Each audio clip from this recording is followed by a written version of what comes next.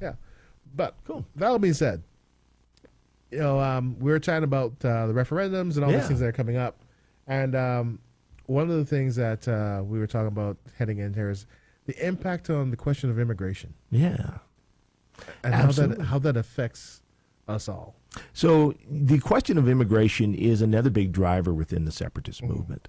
So certainly, at a lot of the early town halls, you had guys like the leader, one of their leaders, Mitch Sylvester, others sort of talking a lot about how, separating from Canada will give Alberta themselves more control over immigration, right? And who gets to come to Alberta, how we support them, how we treat them when they do. And even they're talking about, and even some prominent figures in the debate now among the separatists about what they call remigration, or basically deporting or kicking people out of Alberta that they feel they don't want or that they don't think deserve to be here. So this is a big part of the question. So again, when we're talking about what are the impacts, what happens if Alberta separates, again, we don't know, but we do see that there's a lot of currents within that movement that are very clearly anti-migration, anti-immigration, and frankly, bordering on racist. So what they're saying is, in their Twilight Zone universe, if they are successful,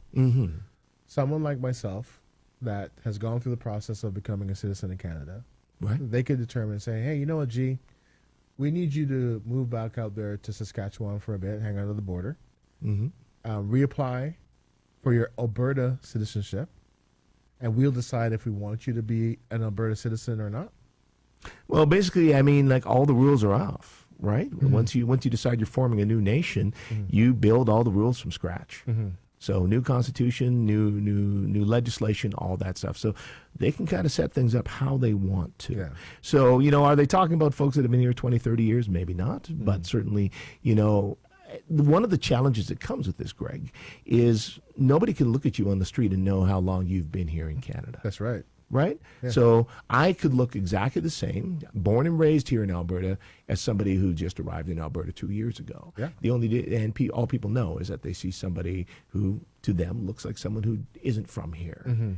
So it creates all kind of challenges. Back in the spring, I did a member statement in the legislature about my friend John Cornish down in Calgary. Yeah. Formerly running back with the Calgary Stampeders. Yeah. Very successful business, and then founder of the Calgary Black Chambers. Does a lot for the community. And he was accosted in downtown Calgary. Just walked out of the office tower where he works just for a bit of a break. Guy came up to him on the street and started yelling at him about he doesn't belong here and he should go back where he came from. And, this was not somebody, and John told me, this is not someone who was drunk. No. This is not somebody who seemed to be high, did not seem to be, somebody that was living without housing. So this is just a person and sort of going out. And that's what comes with these kinds of conversations. When we see what we see happening in the States with the anti-immigration rhetoric and ICE and all that sort of stuff, you start creating a very toxic environment, and that impacts racialized communities, folks that stand out in the crowd. Yeah. Right? There's easy targets. Exactly. Easy targets. And so that's one of the challenges we have here. So certainly that is a strain and a streak within the separatism movement. And hey, immigration is also part of the focus of the questions that the Danielle Smith and the UCP government are themselves putting on the ballot in October. Well, we'll hit more of that after this break.